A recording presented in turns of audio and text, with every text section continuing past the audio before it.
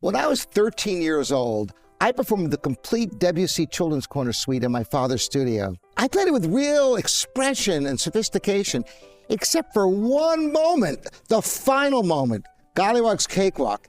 It ends with a rousing E-flat octave in the left hand and another E-flat in the right hand. And I could not get any power out of it. My hands were too small. I was devastated.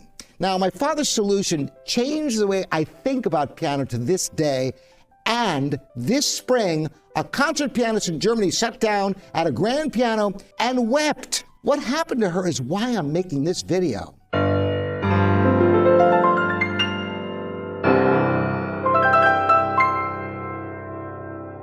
Welcome to Living Pianos, Robert Estern here. If you've been with this channel for a while, you know that small hands is a big topic that is genuinely personal for me. I've made several videos on it. I'll link them below. Because I've lived this my entire career. Fortunately, I have a solid octave, a tenth, only by going around the keys and then not strong enough to actually play them.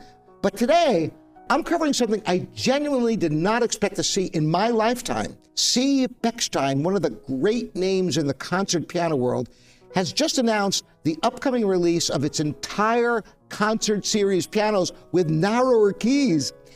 And the reaction from pianists who've played them is something you need to hear. Let me take you back to that recital. I was 13 years old. The Children's Corner Suite is a beautiful work, impressionistic, lyrical, full of color. I had prepared it seriously, and I was proud of what I'd done with it. But the final movement, Gollywog's Cakewalk, ends in a triumph, a big, powerful E-flat octave in the left hand crashing down while the right hand plays another E-flat an octave above. It's supposed to land like a punctuation mark, a declaration.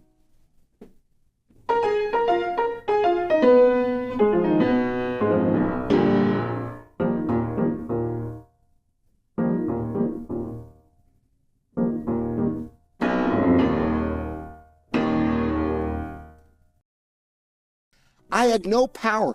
My hands weren't big enough to transfer real weight into a single octave. And the ending fell flat at exactly the moment it should have soared. I was disappointed in a way that it stuck with me. My father, who as many of you know, was a concert pianist and a balding artist, didn't tell me to practice harder or wait until my hands grew.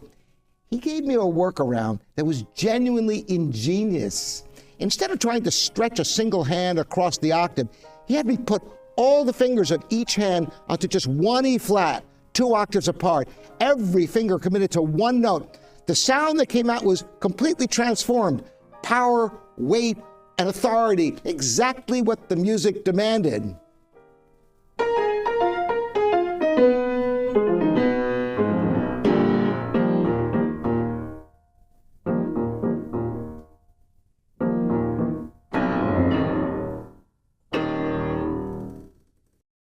That moment taught me something that has shaped how I teach and how I play the piano. The piano doesn't require you to do it the correct way. It requires you to produce the sound. And the workarounds you develop from necessity can become some of your greatest musical assets.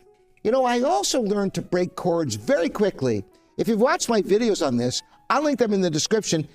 You know that with the right use of the pedal, you can arpeggiate a chord so fast that audiences genuinely cannot tell you didn't play it simultaneously. I play Schumann, Liszt, Rachmaninoff, music with tenths and elevenths everywhere, and I negotiate it by breaking chords at speed. It works. But here's the honest truth. It is a workaround. It requires extra preparation, extra practice, and extra thought for every difficult passage. It never fully disappears as a constraint. I learned from that teaching. I have had talented teenagers who were able to progress from intermediate level to virtuoso technique in a fraction of the time it took me to develop that kind of strength. I remember studying at the Mozarteum in Salzburg, Austria, while in high school one summer and practicing so intensely on the Liszt Sixth Hungarian Rhapsody that my fingers literally bled trying to develop the sound I heard out of the great pianists. Now imagine if the instrument had simply been built for your hands from the start.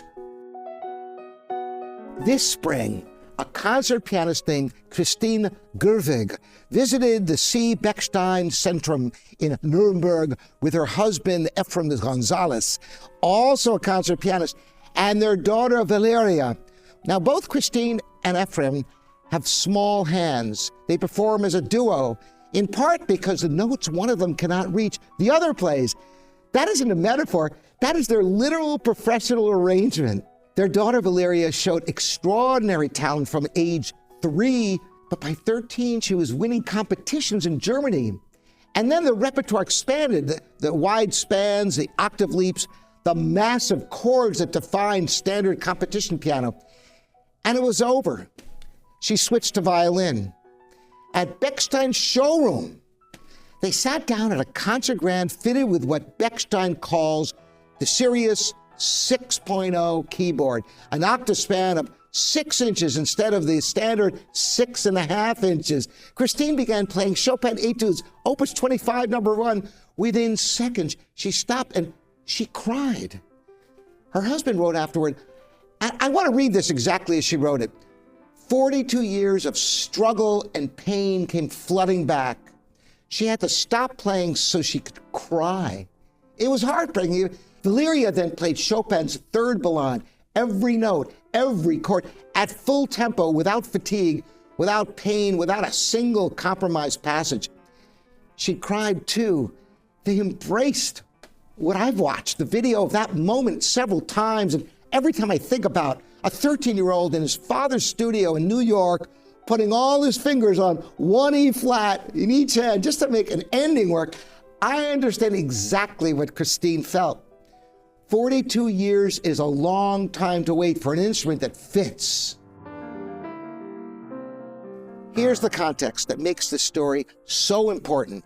In 1880, the piano industry standardized key width at 6.5 inches per octave. The basis for that decision? The average hand size of Central European men in the late 19th century. That's it. One demographic, one era, one measurement. And it became the global standard that has never seriously been revisited. The numbers are staggering. Research cited by Bechstein and the Sirius Initiative at Stuttgart University of Music, 87% of women and 24% of men are physiologically disadvantaged by the standard key width. The majority of people who sit down at a piano are working against an instrument that was never designed for their hands. And the great composers who wrote the repertoire we all love, Beethoven, Brahms, Liszt, Rachmaninoff, they had large hands. Rachmaninoff famously could span a 13th. When he wrote his second and third piano concertos, he wrote them for his hands. And those pieces became the standard against which all concert pianists are measured, on an instrument calibrated for a body type that most players don't have. Now, here's what's interesting. Joseph Hoffman, the pianist to whom Rachmaninoff dedicated his third concerto, never publicly performed it. He commissioned it for him. Pianos with narrower keys, and took his own instrument on tour whenever possible. The man Rachmaninoff considered worthy of the most demanding work refused to play it on the standard keyboard.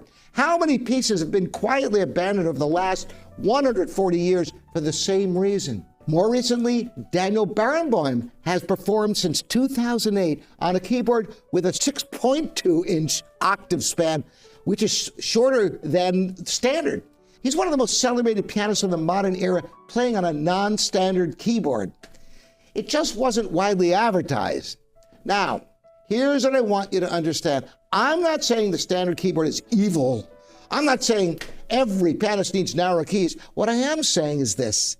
The idea that the keyboard is a fixed, sacred, unchangeable thing, that any deviation from 6.5 inches is somehow illegitimate, it's not science, it's institutional inertia. And Bechstein has just challenged it publicly at the concert grand level. In 2026, and they aren't the only ones, Hailun has been offering a limited number of upright pianos with narrower keys as well. There are some boutique European piano builders such as August Forster and Steingruber and Schoen that offer smaller keyboards.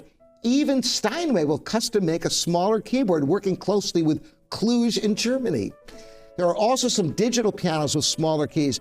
Look for a demonstration of the Athena Digital with 5.5-inch an octave keys, and you can see it in the description. These are even smaller keys. I love playing them. Perhaps we have reached a turning point in the acceptance of smaller keyboards on pianos. If this is the kind of inside perspective on the piano world you want to stay close to, subscribe if you haven't. I've been covering these topics for years, and things are starting to change faster than ever. Don't miss what's coming. Now, what has Bechstein actually built, and what does it mean for you? The instrument is the C. Bechstein A192, a full concert grand fitted with the Sirius 6.0 keyboard. The octave span is 6 inches instead of 6.5 inches across 7 white keys. And anyone with small hands knows half an inch is not a small thing. The difference between a pianist who can comfortably reach a tenth and one who can't is often less than that. Bechstein has also paired this keyboard with their Connect MIDI technology, infrared sensors beneath each key measuring velocity without physical contact. Many of you have seen my prototype modular piano system utilizing this technology. Now, this Bechstein is a research instrument as much as a performance instrument. They're building the scientific case for narrow keys as a legitimate alternative standard and collecting real-world data from conservatories in Stuttgart, Nuremberg, Innsbruck, and Munich, where these instruments are now installed. They're not alone. As I mentioned, Heilun has offered their DS 6.0 and DS 5 keyboards, the 5.5-inch across the octave, as standard on the HU1P upright since 2020. Steingruber builds custom uprights with 5.5-inch octave spans. The movement is real and it's gathering momentum. One concern people always raise: what happens when you go back to a standard keyboard? The research is actually reassuring. Before the 1880 standardization, pianists routinely performed on instruments of varying key widths. Studies consistently show that most players adapt between key widths within a few minutes. This is not a one-way door. If you want to inquire about acquiring a Bechstein with a Sirius 6.0 keyboard, their direct contact is in the description. Here's the larger thing I want to leave you with. Piano competitions show a consistent pattern. When repertoire demands wide spans, which is almost all of it, men win first prize at roughly 4 times the rate of women. But in Bach and Mozart competitions, where the repertoire is more forgiving for smaller hands, that gap reverses. The gender display in professional piano, partly a keyboard design problem. The evidence says yes, substantially. The violin comes in multiple sizes. Cellists learn on fractional instruments. Every string player grows through instruments built for their body. The piano, the most widely played instrument in the world, has been the single great exception, and I have now sold pianos for decades. I can tell you from direct experience, this isn't about acoustics or physics. It's about manufacturing economics and institutional habits that are starting to change. I spent my entire career on standard keyboards. I developed my workarounds. I break chords. I pivot on middle notes. I work sections of Liszt and Rachmaninoff 50 times to negotiate what someone with larger hands would sail through. That work building skills genuinely have value. I don't regret it. But I think about Valeria Gerwig, who had to switch to violin at 14. I think about the pianists who decided, not consciously, but gradually, that the repertoire was simply beyond them, when the truth was that the instrument was simply beyond their reach. I think about the musicianship we've lost to a measurement made in 1880 that nobody ever revisited. What Christine felt in that Nuremberg showroom, I understand it in my bones. And I hope the next generation of pianists doesn't have to wait 42 years to feel it. I've covered the topic of small hands and keyboard sizes in several earlier videos. I'll link them in the description below so you can go deep on the technologies and the history. But this Bechstein development is the most significant news on this topic I've seen in my lifetime of playing and selling pianos. I'm Robert Estrin. I want to hear from you on this one. If you have small hands and this resonates, or if you have thoughts on whether the piano industry should standardize narrower keyboards as an option, leave it in the comments here at livingpianos.com or on YouTube. I'm genuinely interested, and we'll see you in the next time. Thanks for joining me.